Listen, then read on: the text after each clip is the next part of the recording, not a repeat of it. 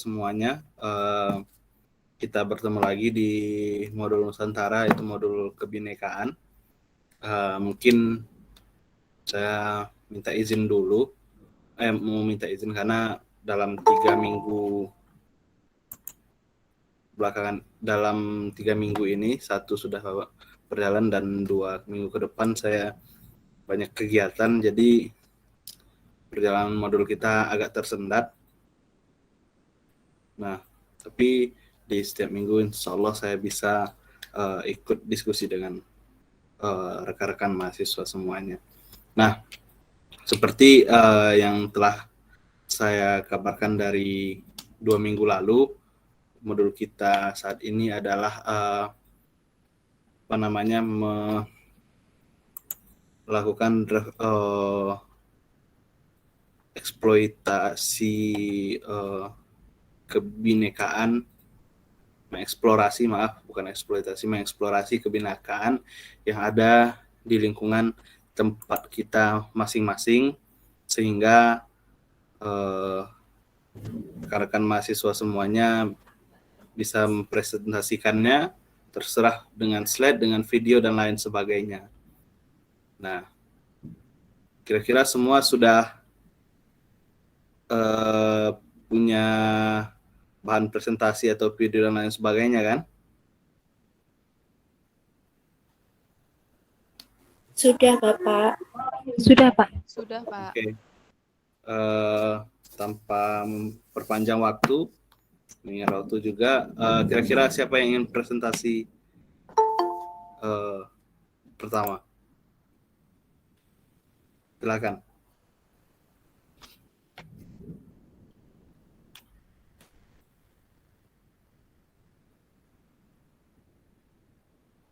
Apakah harus saya tunjuk?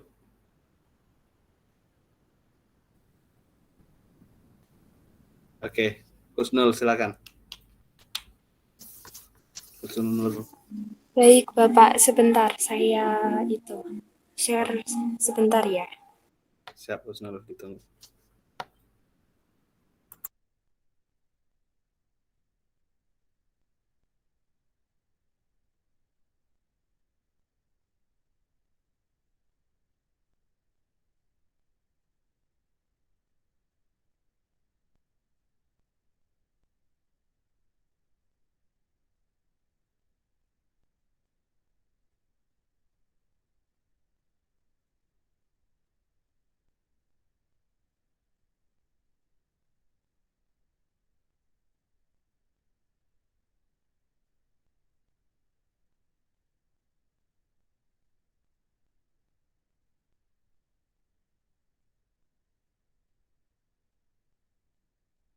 Sembari menunggu Husnul, yang lain juga mempersiapkan di perangkatnya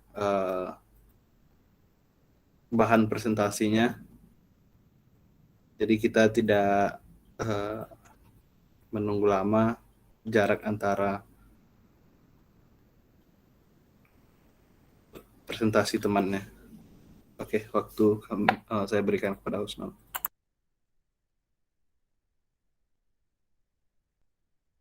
Yang lain tolong dinyalakan kameranya supaya Husnul tidak bicara sendiri. Terima kasih atas waktu yang telah diberikan. Sebelumnya mohon maaf apabila suara saya terpengaruh oleh suara musik, karena di sini tetangga saya baru nikahan, Pak. Jadi ada musik keras sekali. Oke, Husnul. Oke, langsung saja saya mulai. Saya di sini akan menjelaskan sedikit terkait dengan kebudayaan Kabupaten Jombang, Jawa Timur, karena saya berdomisili di Jombang. Mungkin apa yang saya jelaskan ini hanya sebagian saja, karena saya tidak lahir dan besar di Jombang. Saya sendiri juga termasuk pindahan ke Jombang. Saya baru sekitar 5 tahun di sini, begitu. Langsung kita mulai saja. Silakan. Yang pertama, peta Kabupaten Jombang ini ya. Jadi di Jombang itu ada sekitar 21 kecamatan. Nah, Show saja. Oh iya, sebentar. Oke.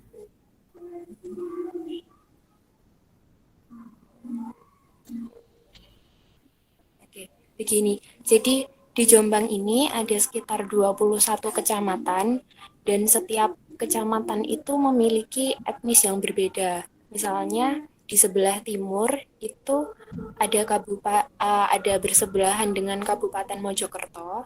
Di situ etnis budayanya merupakan etnis budaya Arek. Kemudian di sebelah utara itu berbatasan dengan Kabupaten Lamongan, sehingga di sana memiliki etnis campuran antara budaya Jawa Timuran dan pesisir utara. Sedangkan di bagian barat ini berbatasan dengan Kabupaten Nganjuk ya, dengan Nganjuk. Jadi budayanya ini ada percampuran dengan budaya Jawa Tengah seperti itu. Sedangkan di sebelah selatan ini kita berbatasan dengan daerah Kabupaten Malang, sehingga kecamatan-kecamatan di sini itu biasanya bercampur dengan etnis Jawa Timur yang pesisir selatan begitu.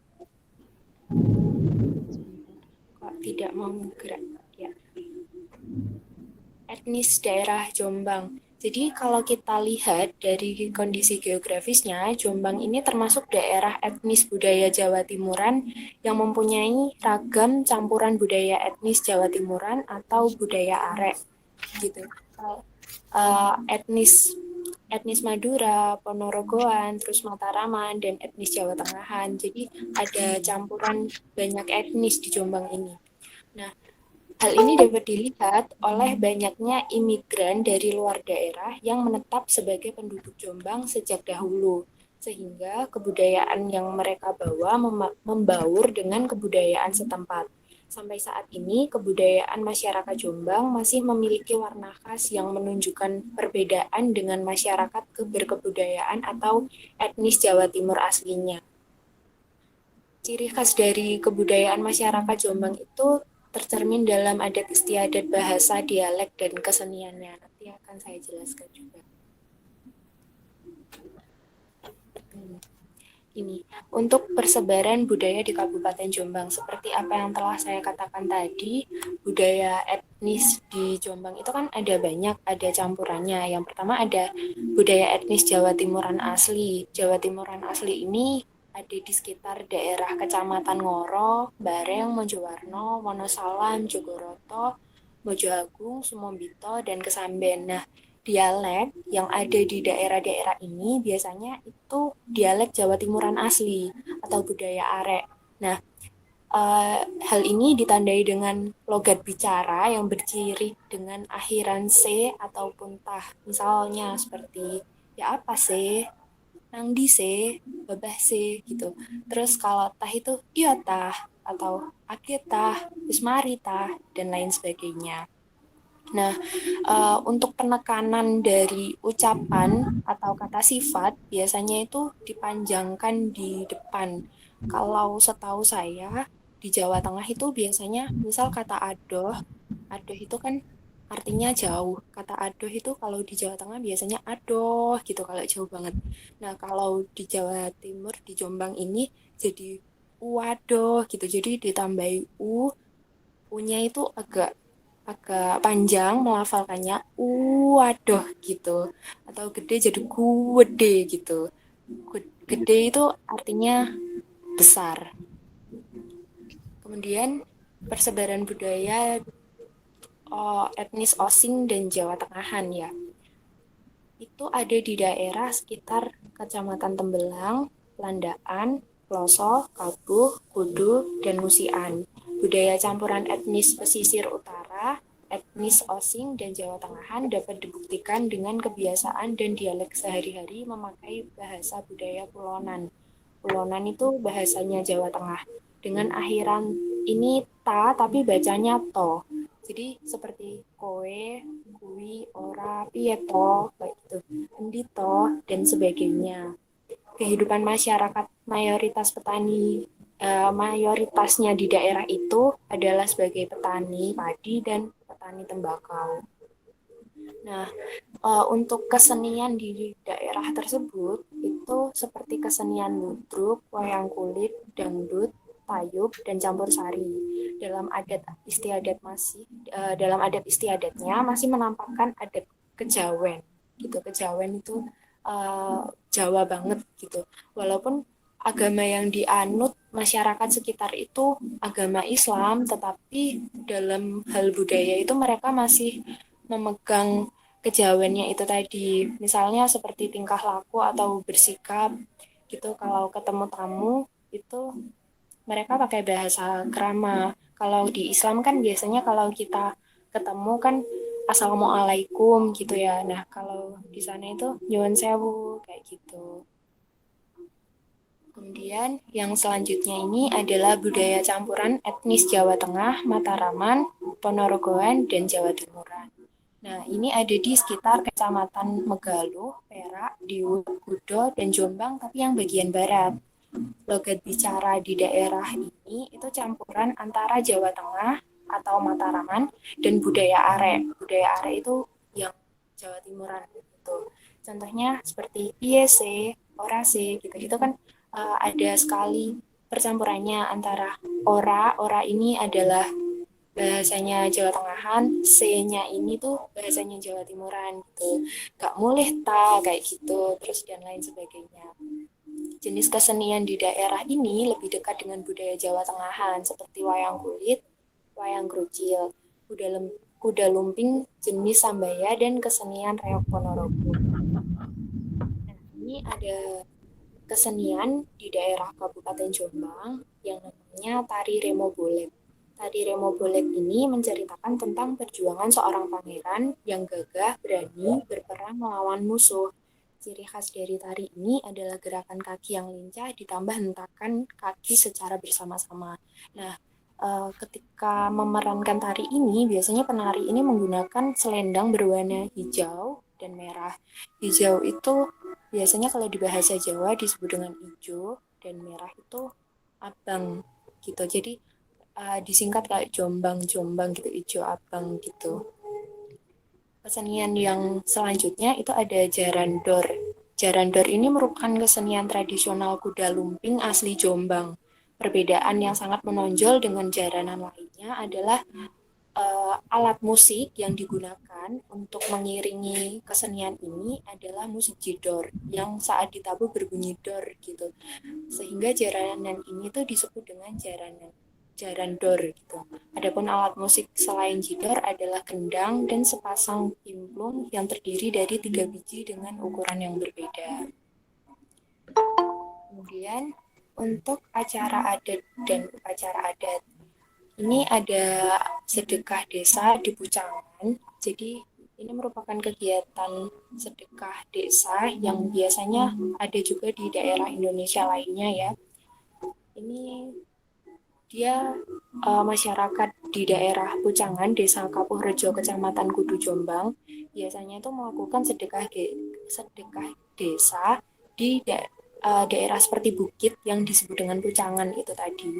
Biasanya dilakukan 1 tahun sekali saat musim panen raya. Kemudian masyarakat ini akan membawa sesajen berupa tumpeng dan bunga untuk dibawa ke daerah Pucangan itu tadi.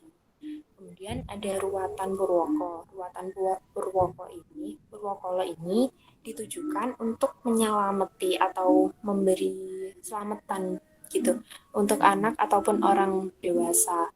Ruatan ini dimulai dengan arak-arakan yang disertai membawa tumpeng beraneka macam diletakkan di satu meja yang besar. Selanjutnya, semua yang hadir bersama-sama memanjatkan doa keselamatan bagi seluruh keluarga dan masyarakat. Ruatan ini dilakukan secara swadaya massal. Nah, yang terakhir, jadi secara universal kalau kita simpulkan, budaya masyarakat Jombang ini menunjukkan kepribadian dan kehidupan mayoritas sebagai petani padi. Kemudian sikap dan pola pikirnya itu sudah terbuka. Kabupaten Jombang ini memiliki tokoh penting baik itu tingkat lokal, regional maupun nasional. Mungkin yang telah kita kenal itu adalah Gus Dur. Gitu. Kemudian sampai sekarang masih bermunculan potensi sumber daya manusia di di berbagai bidang. Salah satunya bidang seni budaya yang mencerminkan budaya campuran, yaitu budaya Jawa Timuran, Jawa Tengahan, Jawa Pesisir Utara, Jawa Pesisir Selatan, Mataraman, Ponorogoan, dan etnis Osing. Begitu saja, sekian dari presentasi saya. Apabila ada kurangnya, saya mohon maaf. Apabila ada pertanyaan, mungkin nanti teman-teman bisa langsung ketik di komentar atau raise hand. Terima kasih. Oke, terima kasih Husnul. Mungkin Husnul ini tipikal orang yang detail menjelaskan sampai logat-logatnya saja ini. Mungkin ada yang ingin bertanya terkait yang dipresentasikan Husnul tadi. Silakan.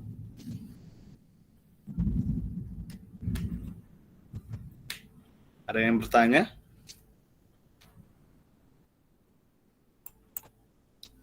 Mungkin tentang Jombang.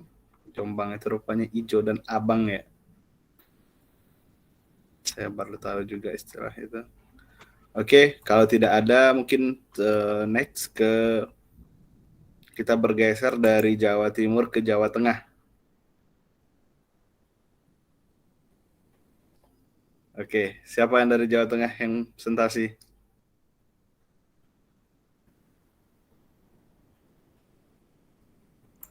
Kalau tidak ada, saya akan tunjuk.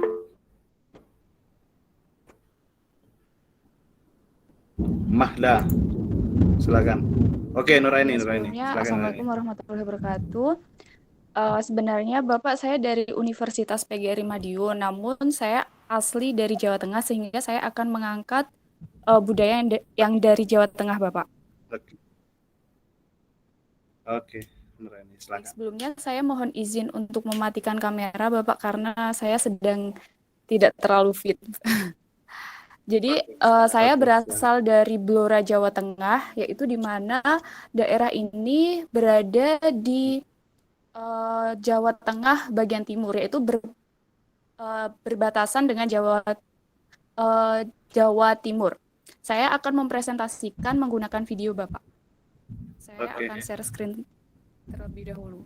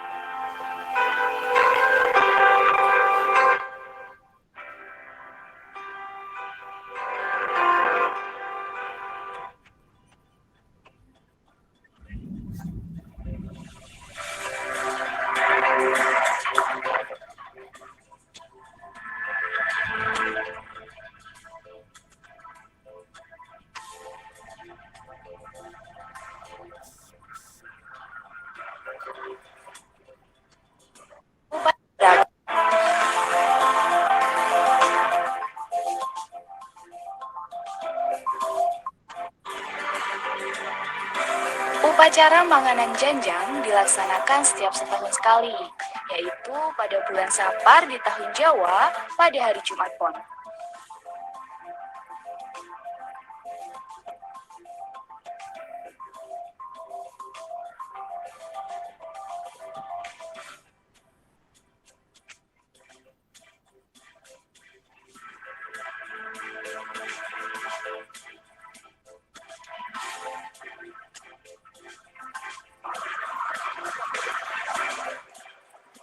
Lokasi upacara berada di makam Jatikusumo dan Jatiswara.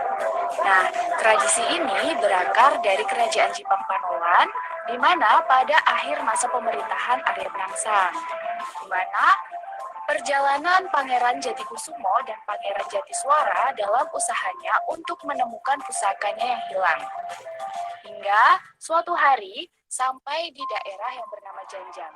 Dan kedua pangeran menetap di desa tersebut sambil mengajarkan pengetahuan tentang hidup dan kehidupan kepada masyarakat sekitar. Oleh karena itu, untuk menghormati kedua pangeran yang merupakan tokoh-tokoh yang sangat dihormati masyarakat Janjang, nah, diadakanlah sebuah upacara sebagai bentuk penghormatan terhadap kedua pangeran.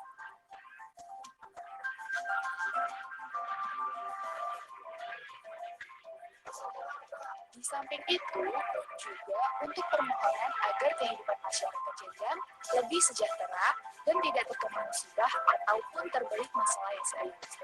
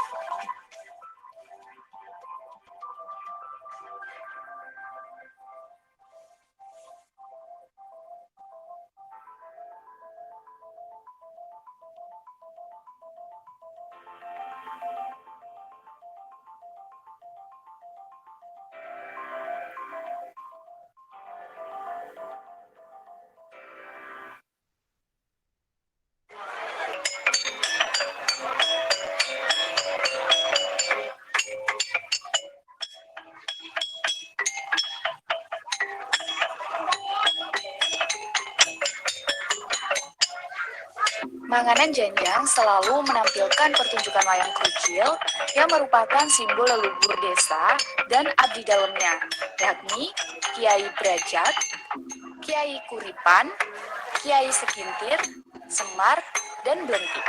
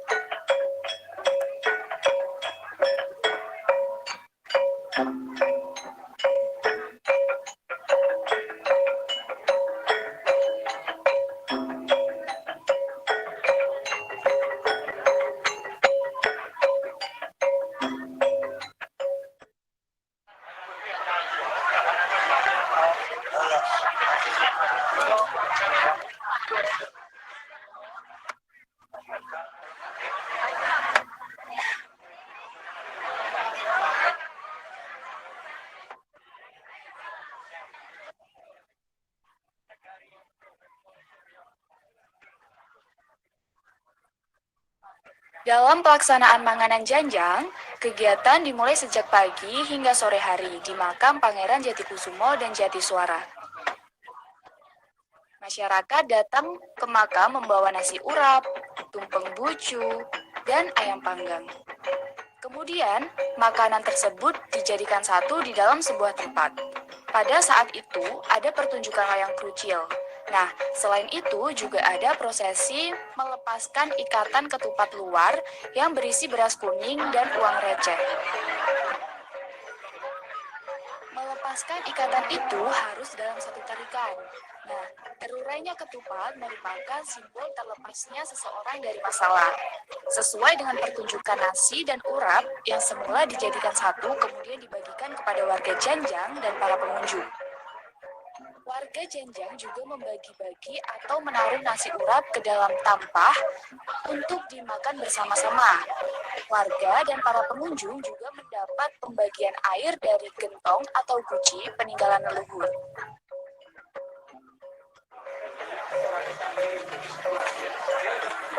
Upacara Manganan Janjang itu oleh masyarakat Janjang juga dipercaya membawa pesan terselubung atau ramalan tentang keadaan masyarakat Janjang di waktu yang akan datang. Nah, apabila nasi yang akan dibagikan kurang, maka menandakan bahwa pangan akan mahal di masyarakat Janjang.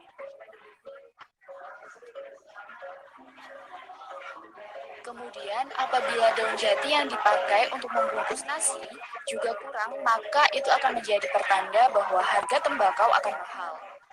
Begitu pula dengan air gentong yang dibagikan oleh masyarakat atau pengunjung, itu kurang, maka desa Janjang juga akan mengalami kemarau yang sangat panjang.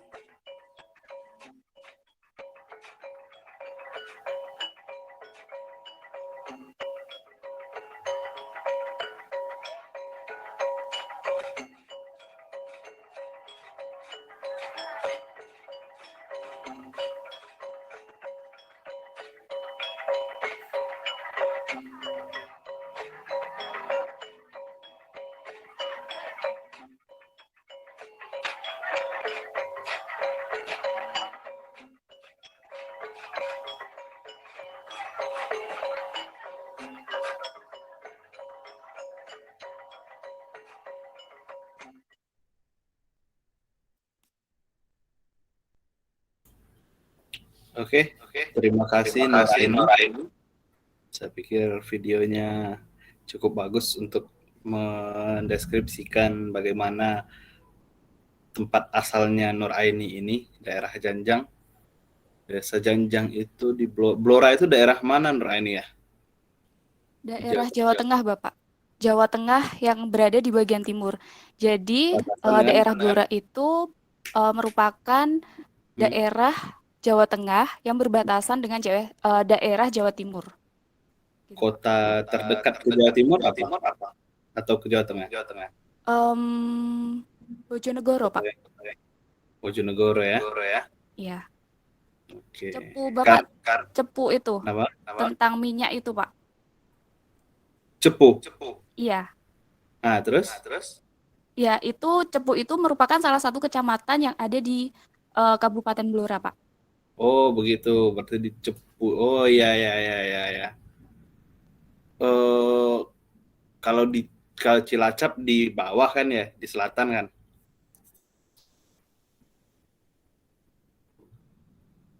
Halo. Iya, Pak. Oke. Biasanya kalau saya pemilihannya ke sana begitu. Oke, terima kasih Nuraini.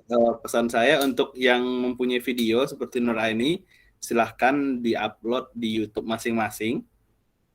Kemudian di-post sembari di Spada juga nanti saya aktifkan formnya dan ingatkan saya tentang masalah form Spada yang kemarin. Kemudian nanti di WhatsApp grup silahkan di-share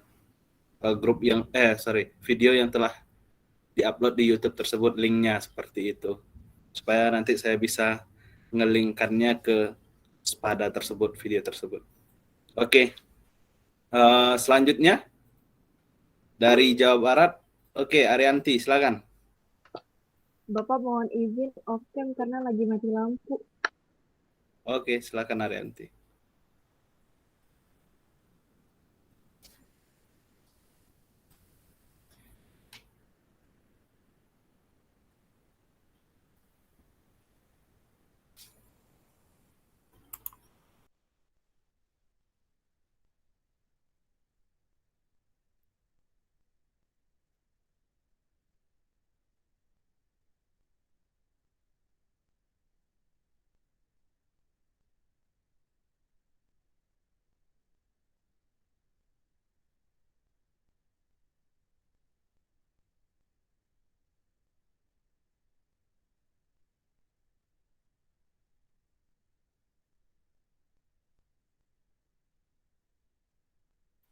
Baik, Assalamualaikum warahmatullahi wabarakatuh. Selamat sore teman-teman semua.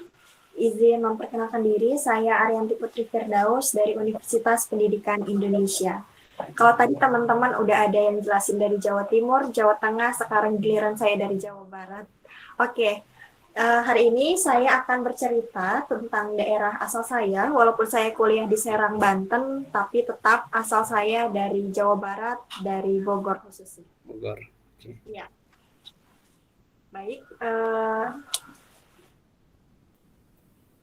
Kira-kira teman-teman semua ada yang tahu atau enggak ya, di mana sih letak Bogor itu? Mungkin tadi saya sudah jelaskan bahwa Bogor itu ada di daerah Jawa Barat. Ya, secara geografis kota Bogor itu terletak di antara 106 derajat sampai 48 derajat bujur timur dan 6 derajat sampai 26 derajat lintang selatan. Nah, Kota Bogor mempunyai rata-rata ketinggian minimum 190 meter dan maksimum 330 meter di atas permukaan laut. Jadi di daerah Bogor itu kebanyakan daerahnya merupakan daerah dataran tinggi, pegunungan, dan juga bukit. Letaknya ada di Provinsi Jawa Barat dan kami merupakan daerah yang menggunakan bahasa Sunda dan tentunya adat istiadat kami merupakan adat Sunda pula.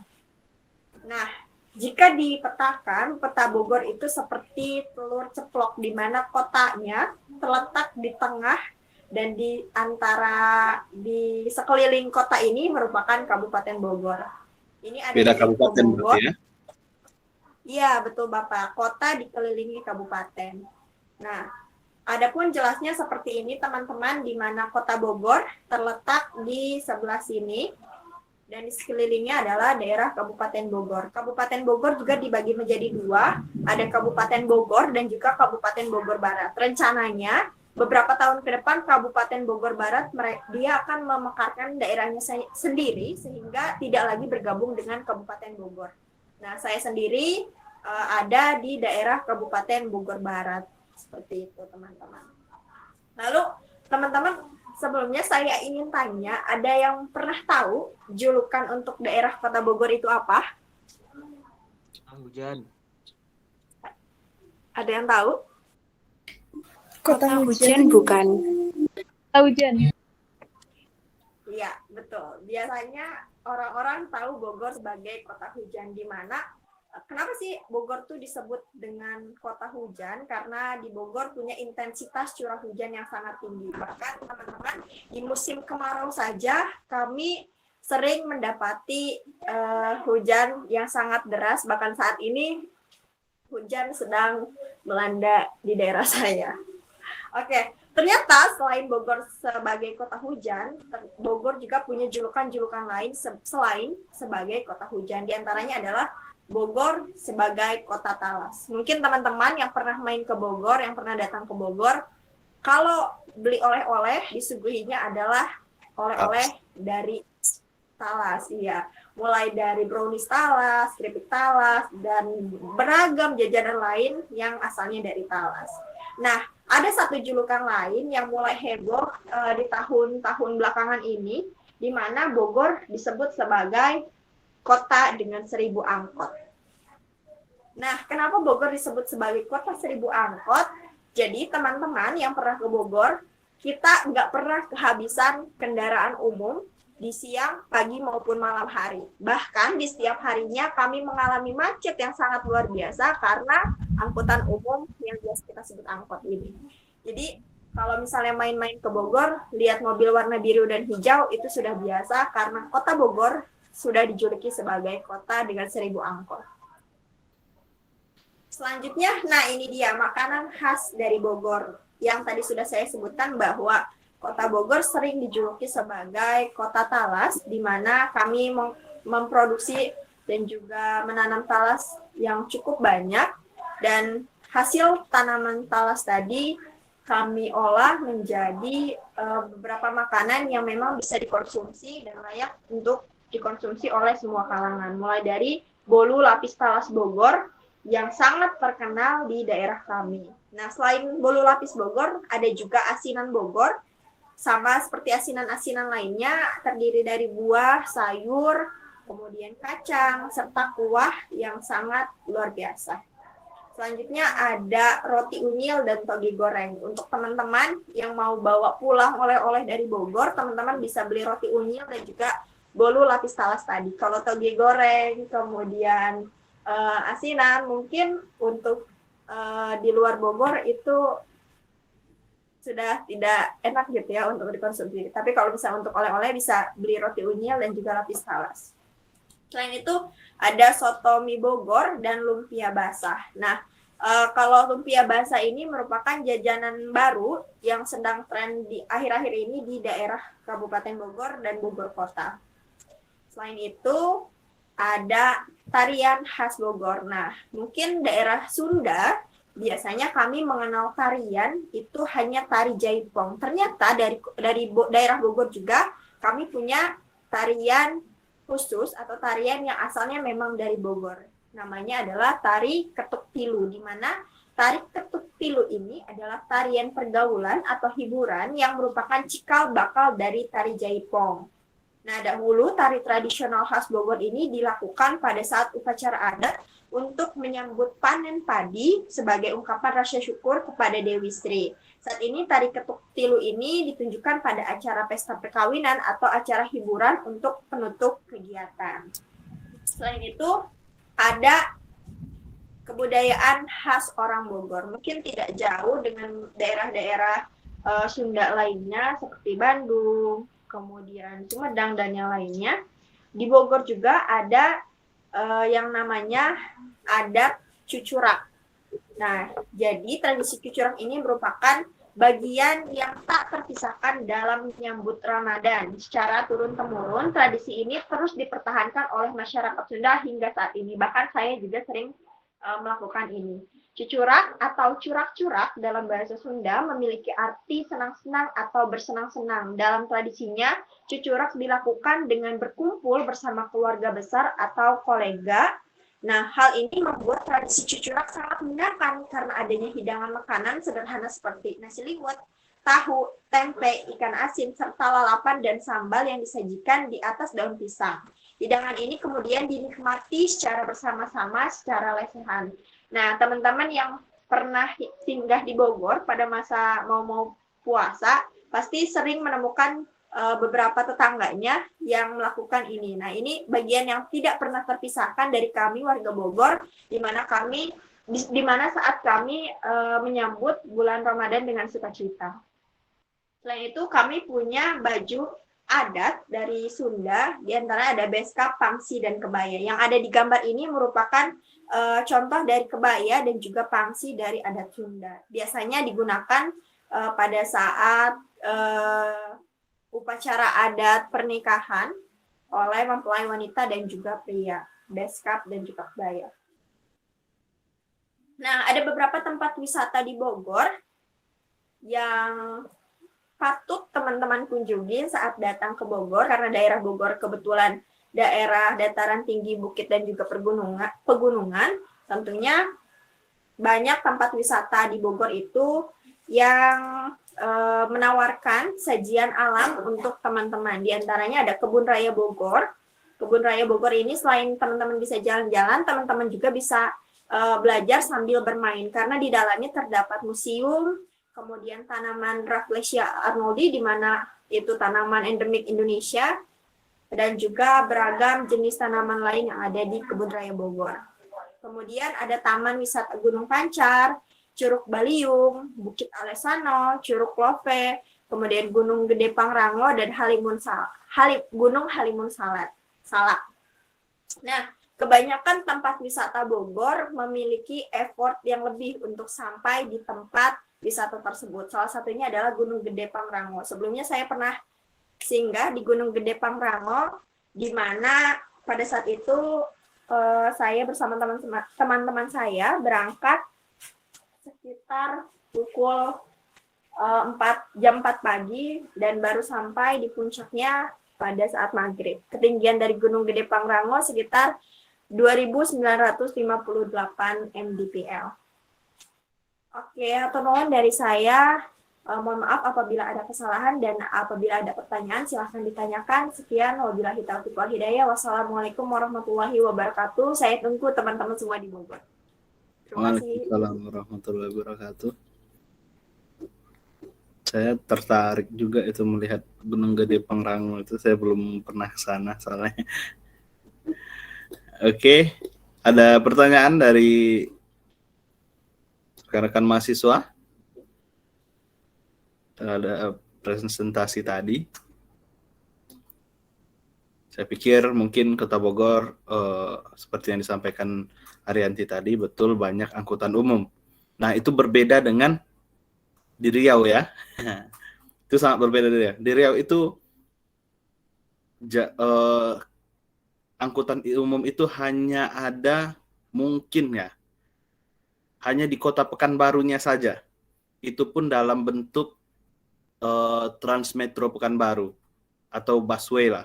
Kalau di Jakarta hanya itu saja, dan itu jauh lebih sedikit dibandingkan busway yang ada di Jakarta pastinya. Nah, di sana itu maksudnya di sini itu kalau di Pekanbaru itu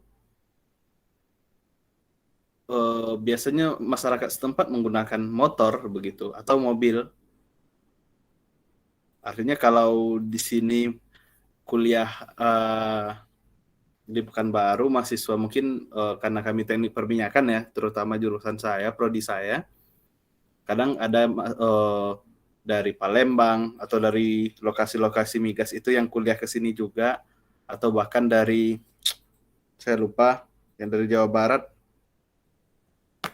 oke saya lupa, mungkin dari Cepu juga pernah ada yang kuliah di UIR. Nah, mereka ya terpaksa membeli motor second atau lain sebagainya ya, karena akses itu memang sangat kurang begitu untuk kendaraan umum. Nah, itu perbedaan mungkin Bogor dengan ini. Cuman saya pribadi juga yang terkesannya Bogor itu dengan stasiun kereta apinya. Banyak copet soalnya. Dan copetnya orang Sumatera. Sebelah kiri orang Sumatera Barat, sebelah kanan orang Sumatera Utara. Betul tidak, Arianti? Kalau asal daerahnya nggak tahu sih Pak, cuman kalau banyak copetnya iya. Ya. Nah, teman saya kan ada di sana juga. Nah, ya kalau di sebelah, di kiri orang Minang, di kanan orang Batak katanya. Jadi image apa namanya, orang Sunda lembut itu hilang gara-gara stasiun itu. Saya sering ketawa gara-gara itu. Kadang memang di sana itu aksi kriminal sih memang terang-terangan di depan mata kadang. Oke, ada yang tanya hal lagi? Kak Arianti? Kalau saya nanya ke Bapak boleh Pak? Silakan. Jadi kata Bapak nggak ada transportasi umum. Kalau kayak semacam Gojek dan yang lainnya gitu Pak, sekarang udah ada apa gimana? Sudah. Oh ya, saya lupa tadi. Nah, justru ya gimana ya saya melihatnya. Mungkin karena kultur hidup orang di Riau itu tidak suka dengan angkutan umum begitu gitu. Mereka lebih suka hidup sendiri atau gimana, saya juga bingung menilainya. Tapi posisinya seperti itu. Tapi saat ini saat masuknya Gojek itu masyarakat merasa terbantu dengan itu, terutama yang ekonominya yang di bawah ya. Kalau tidak ya sebelum-sebelumnya mereka memaksakan diri untuk membeli motor. Memaksakan diri. Nah, begitulah kondisinya. Kalau dulu itu paling sekarang lah mungkin ya.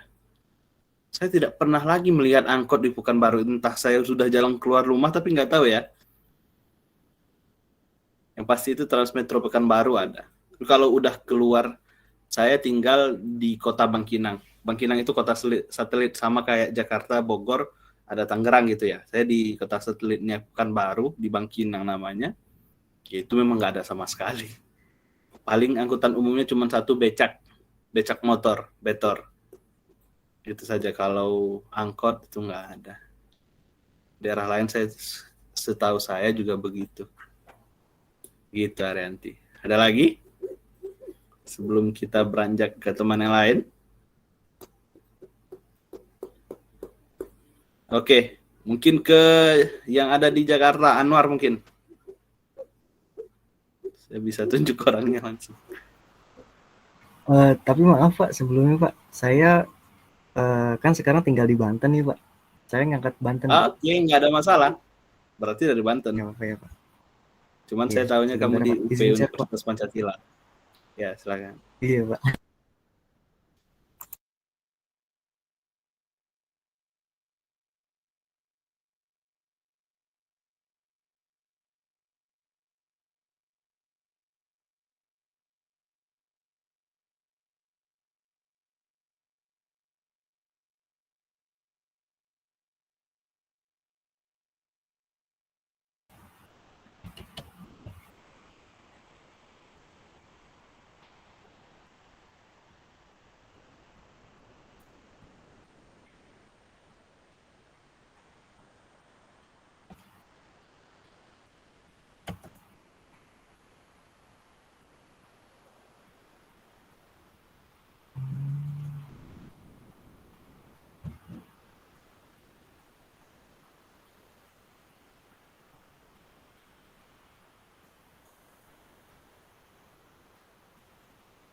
sebentar Pak.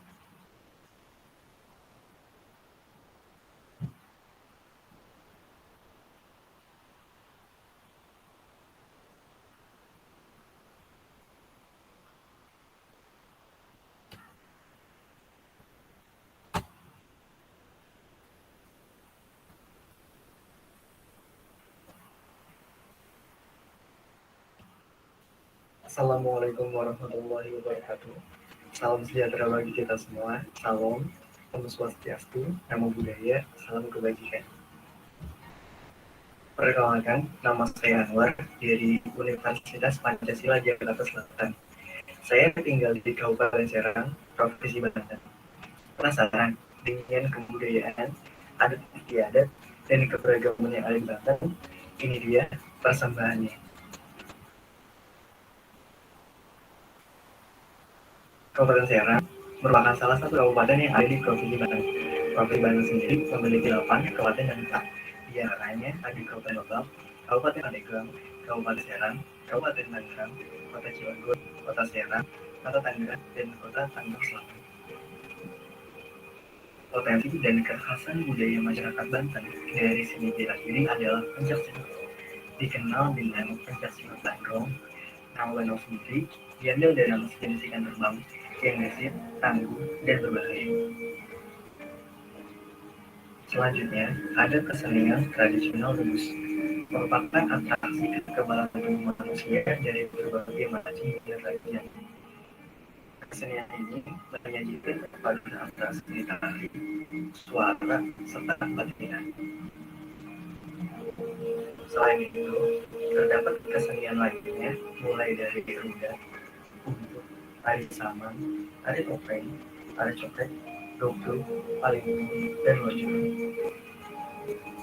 Dari sisi sejarah, Kerajaan Banten termasuk salah satu kerajaan Islam di Indonesia yang paling berdiri di tanah Sunda, termasuk peninggalan Kerajaan Banten yang sangat bersejarah. Kerajaan Banten memiliki beberapa bukti peninggalan yang menjadi kunci kejayaannya terdahulu. Di antaranya adalah Masjid Agung Banten, terletak di Desa Banten Lama, Kecamatan Kesmen. Keunikannya terlihat dari bentuk menaranya mirip seperti mercusuar dan bagian atap masjidnya yang mirip kuda. Dan peninggalan sejarah lainnya seperti Keraton Kaigun, Keraton Songsowan, Benteng Surawis, Danau Tasik, Vihara Avalokitesvara, dan Meriam Kiamis. Di Provinsi Banten terdapat suku Baduy, terbagi menjadi suku Baduy dalam dan suku Baduy luar. Suku Baduy dalam merupakan suku asli Sunda Banten yang masih menjaga tradisi anti modernisasi, terletak di daerah aliran Sungai Cicung di Pegunungan Kendeng. Daerah ini dikenal sebagai wilayah titipan dari nenek moyang yang harus dipelihara dan dijaga baik-baik, tidak boleh dirusak. Masyarakat Banten juga masih menerapkan berbagai tradisi ataupun upacara-upacara keagamaan. Di antaranya yang baru-baru terjadi adalah kegiatan Panjang Bumi. Tradisi ini merupakan peringatan atas kelahiran Rasulullah Shallallahu Alaihi Wasallam yang dilakukan setiap bulan Rabiul Awal tahun Hijri. Kemudian ada ritual panen raya atau yang dikenal dengan istilah itu merupakan upacara penyerahan hasil bumi, biasanya berupa padi selama setahun untuk disimpan dalam sebuah bumi. Dan masih banyak lagi upacara adat yang ada di Banten, di antaranya menolak sapi, sebab menolak keserahan, buka pintu, buat dan roncong.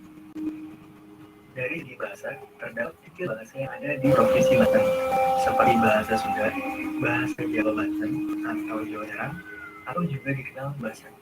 Kemudian bahasa Melayu Tangerang atau Betawi Tangerang. Sebagian besar anggota masyarakat Banten memeluk agama Islam, namun terdapat beberapa agama lainnya yang tetap bisa hidup saling rukun. Di antaranya agama Protestan, Katolik, Hindu, dan Konghucu. Wujud toleransi antara umat Islam dan umat Buddha sudah ada sejak abad ke-17. Tepatnya berada di kawasan Banten Lama.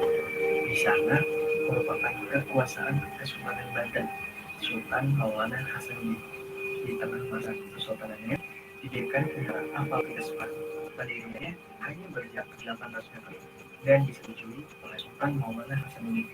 Keduanya bisa hidup berdampingan sampai sekarang, tetap harmonis dan selalu menjaga kerukunan dengan masyarakat sekitar. Destinasi wisata favorit yang ada di Banten adalah Pantai Anyar. Area ini selalu ramai oleh wisatawan baik lokal maupun mancanegara. Dan destinasi wisata lainnya ada berupa kunjungan budaya ke Suku Baduy, berlibur di Pulau Umang, arung jeram di Sungai Ciberang, dan masih banyak lagi.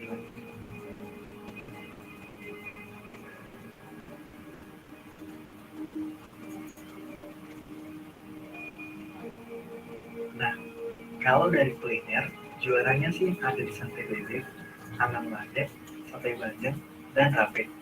Wajib banget coba.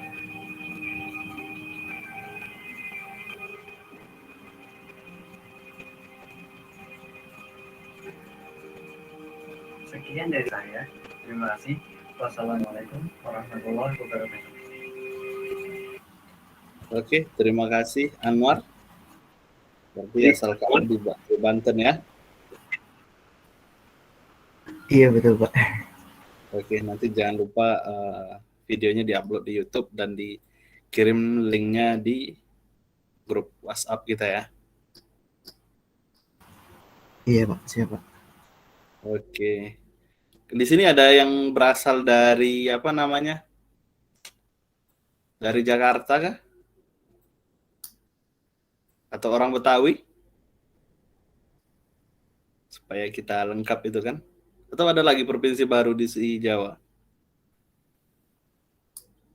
Enggak ya. Berarti tidak ada ya. Nah, sekedar informasi, kalau di Riau itu orang wisatanya itu ke Sumatera Barat. Kalau orang Jakarta kan ke Bogor tuh. Tapi masih lumayan lebih dekat. Kalau di Riau itu orang itu ke Sumatera Barat. Jadi Sumatera Barat itu bakal rame ketika musim liburan, Lebaran dan liburan. Jadi arus ke sana itu macet. Nah, sekarang program pemerintah membuat jalan tol. Tapi karena memang mungkin sifat dasarnya orang Sumatera Barat itu perantau, Sumatera Barat itu kalau hari-hari biasa itu jalan lintasnya itu sunyi. Bisa dihitung pakai jari per 1 jam gitu. Nah, begitu. Jadi, tapi pemerintah sekarang membuat jalan tol arah ke Sumatera Barat itu untuk mengakomodir wisatawan itu masuk ke Sumatera Barat. Begitulah kondisi kehidupan di Riau itu. Nah, mungkin nanti kalau kalian sempat ke Riau, bisa kita buat satu sesi di luar ini kita main ke Sumatera Barat begitu. Karena secara ini Riau itu tidak punya pengelolaan wisata yang cukup baik dibanding Sumatera Barat sendiri begitu. Nah, kalau orang dari luar Riau kan dari luar Sumatera kan taunya Sumatera Barat itu eksotisnya begitulah kira-kira. Ada yang tanyakan lagi? Saya pengen Siti Fatimah lah lagi presentasi, silakan. Saya presentasi, Pak. Ya, terserah mau presentasi mau video. Ya, sebelum saya sudah bikin PPT, tapi di sini saya akan mengawalinya dengan itu, Pak. Apa namanya? Profil video. Oke. Nggak bikin sendiri sih, cuma dari YouTube aja, Pak. Boleh, Oke, Pak? silakan. Oke, Nggak ada masalah. Oke.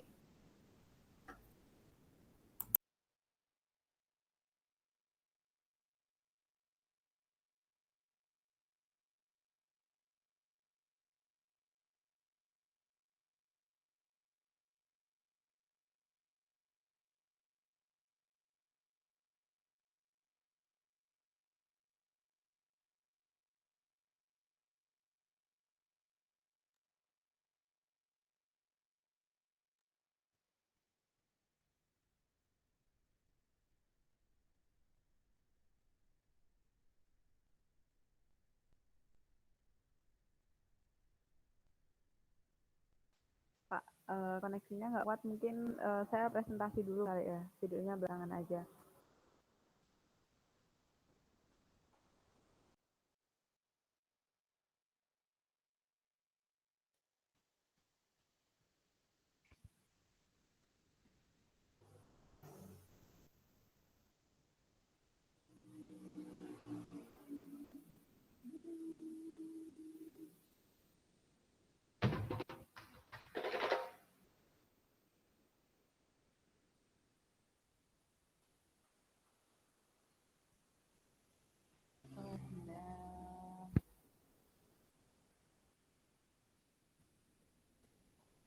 Pak, koneksi saya nggak bisa, Pak.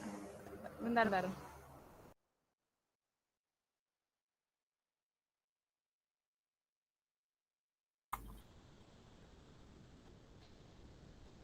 Lagi kurang bagus kali ya.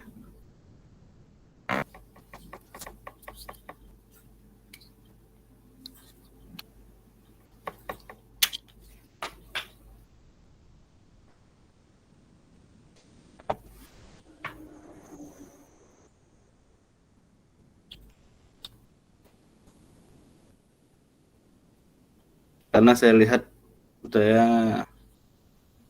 mulai tanggal 1 sampai 20 ini pelatihan, dan trennya kalau udah sore itu jaringannya sinyal selalu tidak bagus begitu. Ini masih mending kita pakai Google Meet yang jauh lebih ringan dibandingkan Zoom.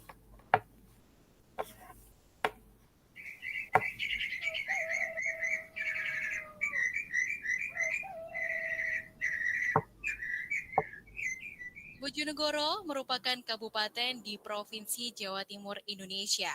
Kabupaten ini berbatasan dengan Kabupaten Tuban di utara, Kabupaten Lamongan di timur, Kabupaten Nganjuk, Kabupaten Madiun, dan Kabupaten Ngawi di selatan, serta Kabupaten Blora, Jawa Tengah di barat.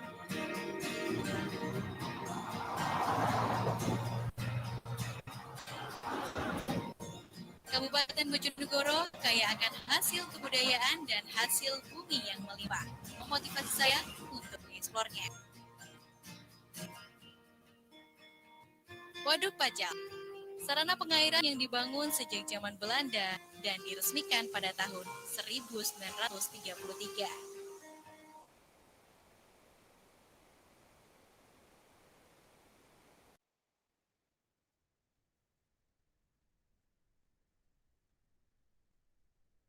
Sangat tua memang.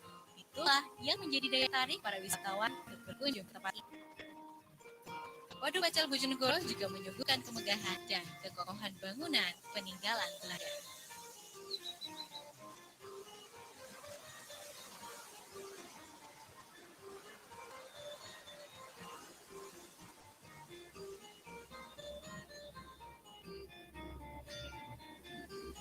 Selanjutnya, saya akan mengajak Anda menuju tempat yang tidak kalah indahnya, yakni Kedung Maur, tepatnya di Kecamatan Temayang. Wisatawan akan dibuat terkesima dengan keindahan air terjun yang bermuara ke danau kecil dengan dikelilingi batu membentuk stalaktit dan stalagmit itu. Uniknya, air terjun yang bermuara ke danau ini akan berubah warna menjadi kehijau-hijauan.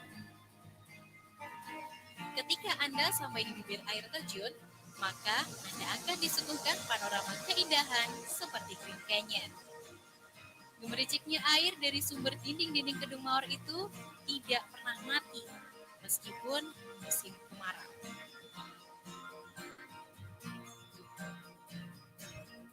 Bendungan Gerak terletak di dua desa, yakni Desa Ngeringin Rejo, Kecamatan Kalitidu, dan Desa Padang, Kecamatan Trucuk, Kabupaten Bojonegoro. Bendungan Gerak ini melintang di atas Sungai Bengawan Solo sehingga menyambungkan dua desa. Hal ini menjadikan akses jalan di antara dua kecamatan ini bisa terhubung, sehingga memudahkan sarana transportasi masyarakat Kecamatan Trucuk dan Kecamatan Kalitidu pada khususnya. Tidak hanya untuk berpariwisata saja, Bendungan Gerak ini memiliki multifungsi, antara lain sebagai pengendali banjir, irigasi, dan dapat bermanfaat untuk nelayan ikan.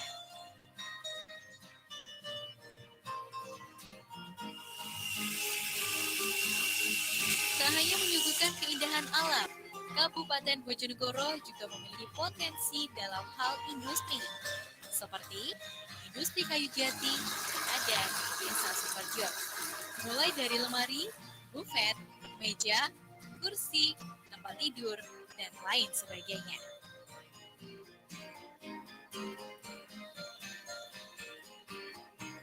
Selain industri kayu jati, ada juga industri batu oniks. Tepatnya berada di Desa Jari, Kecamatan Gondang. Sampai saat ini, warga telah mengembangkan produk kerajinan batu oniks berupa souvenir, perabot rumah tangga, serta ornamen penghias ruangan. Perkembangan kerajinan batu oniks sepertinya masih kurang berkembang. Hambatan yang terjadi mungkin karena wilayah yang sulit dijangkau dan keterbatasan SDM.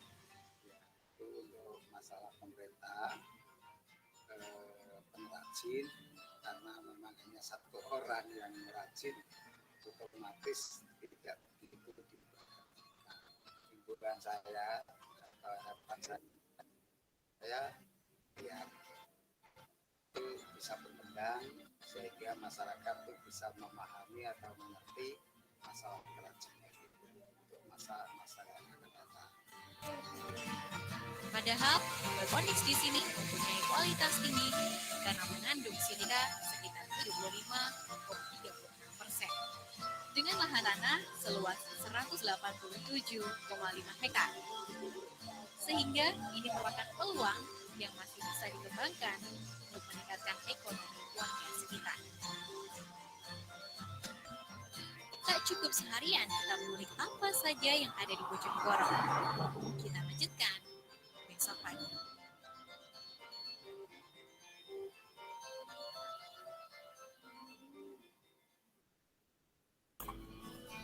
Tempat yang paling fenomenal di Bojonegoro.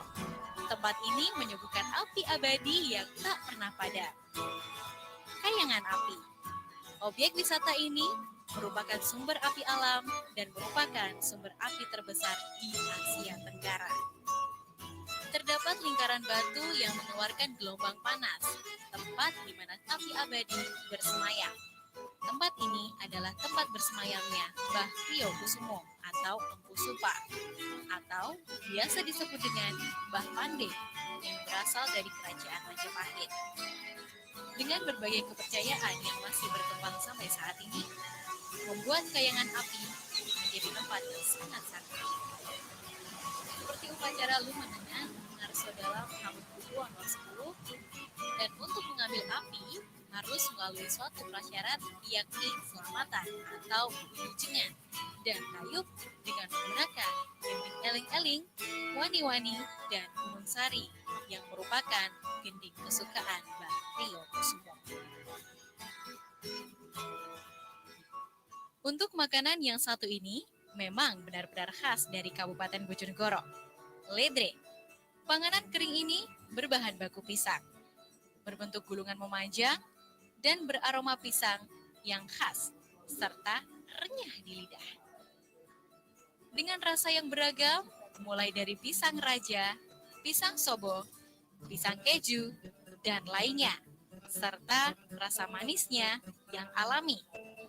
Jajanan ini akan memanjakan lidah para pembelinya. Seiring permintaan pasar dan persaingan usaha yang ketat, ledre berkembang dengan memiliki beragam rasa, mulai dari coklat, susu, dan rasa lain sesuai dengan permintaan pembeli. Bojonegoro terkenal dengan sebutan kota minyak. Banyak titik pengeboran. Salah satunya di Desa Wonocolo, Kecamatan Kedewan, yang masih menggunakan proses pengolahan minyak tradisional atau pengolahan sumur minyak bumi tua. Sumur minyak peninggalan Belanda yang sudah tidak dikelola lagi. Masyarakat setempat melakukan pembersihan sumur dengan cara tradisional. Setelah bersih, kemudian ditimba, dan hasilnya kemudian disetorkan ke Pertamina dengan harga yang sudah ditentukan. Kekayaan alam Bojonegoro menginspirasi salah satu warga Bojonegoro, yaitu Ibu Mahfudoh Suyoto, untuk menjadikan sebagai motif batik. Melalui lomba desain batik, maka terciptalah 9 motif khas batik Bojonegoro atau sering disebut dengan batik Jonegoro. 9 motif batik Jonegoro merupakan gambaran dari potensi budaya dan alam Bojonegoro. Motif-motif batik Jonegoro yaitu motif gastrorinons atau motif kilang minyak dan gas bumi, jagung biji emas atau motif jagung, Liwis Mukti atau motif burung legendaris jelmaan Angking Darmo, Liwis Putih, Perang Dahono Manunggal atau motif wisata api abadi Kayangan Api, Perang Jembul Sekarinanda atau motif hewan sapi, Pari Sumilang atau motif padi, Rancak Tengul atau motif wayang tengul khas Bojonegoro, Sabta Gondowangi atau motif tembakau, dan Sekar Jati atau motif daun jati. Selesai jalan-jalan tak lengkap rasanya tanpa membawa oleh-oleh. Yang sekarang menjadi ikon Kabupaten Bojonegoro yakni belimbing. Belimbing sendiri selain manis dan segar saat dimakan, juga banyak mengandung vitamin C dan A yang sangat tinggi.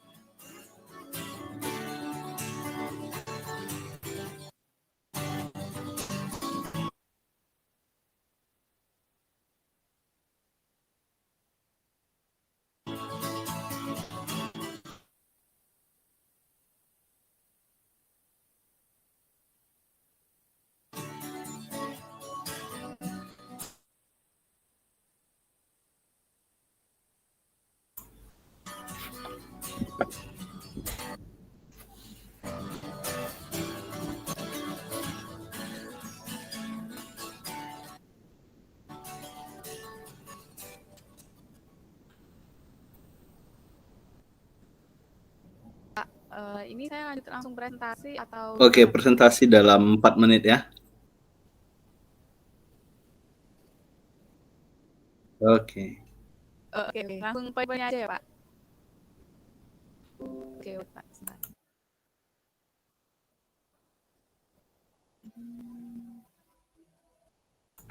Mungkin daerah Jawa sudah azan kali ya. Maghrib.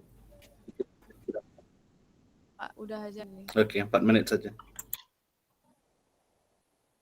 Oke, wait, Pak. Sebentar. Oh my God. Jadi di sini saya akan mempresentasikan tradisi nyadran.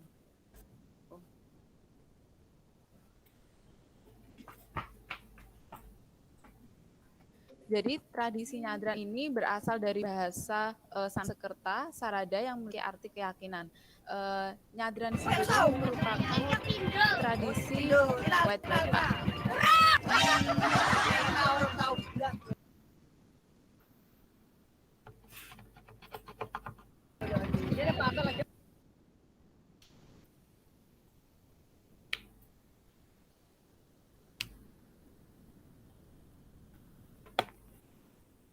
Nampaknya sisi Fatimah terlempar ya.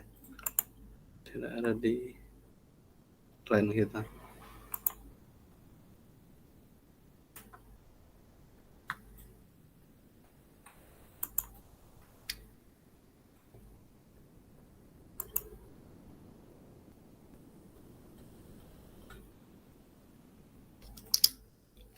Kak Fatimah chat di grup Bapak.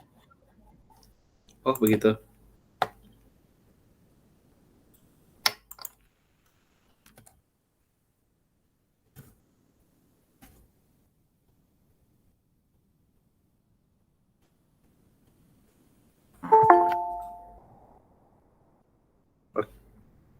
Oh, ini masuk lagi deh.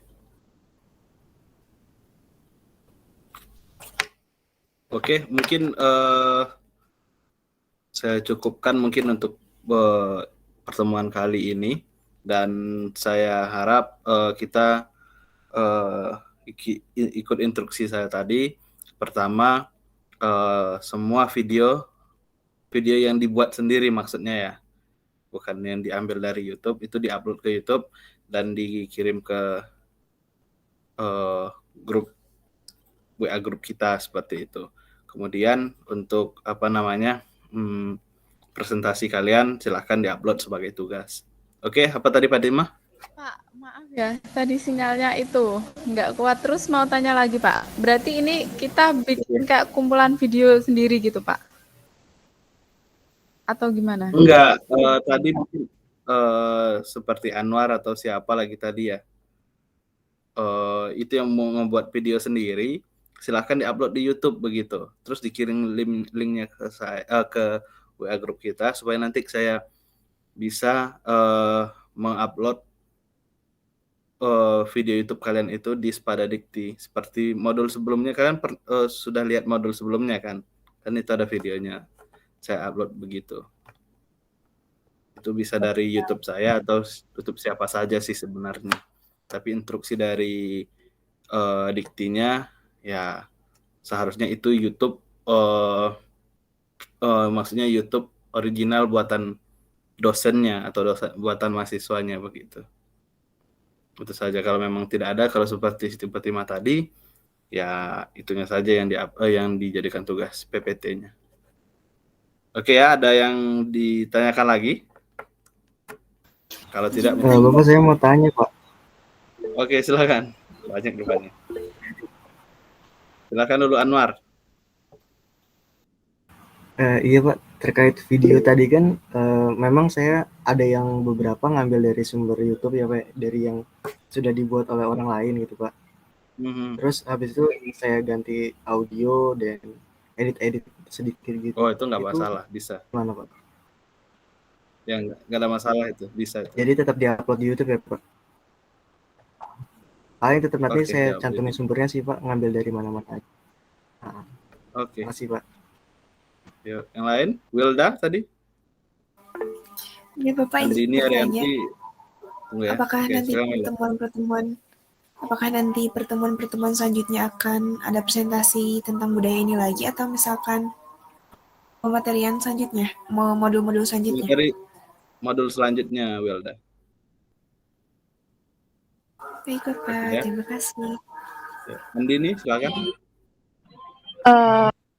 Berarti untuk yang belum presentasi, kemungkinan nanti bakal presentasi lagi gitu ya Pak ya? Enggak. Atau cukup dikumpulkan aja? Atau nggak usah?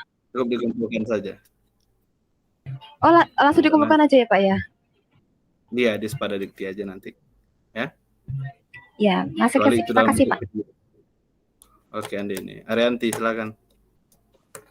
Terkait absen yang kemarin itu gimana Bapak keputusan? Oke, setelah ini saya manage lagi ya. Baik Bapak, terima kasih. Ada lagi yang lain? Kalau tidak ada, mungkin saya cukupkan pertemuan kita di sore ini. Mungkin untuk modul seperti refleksi inspirasi yang berada di weekday, saya skip dulu untuk 2 minggu ke depan. Saya mulai bisa agak luangnya pasca tanggal 20 ya.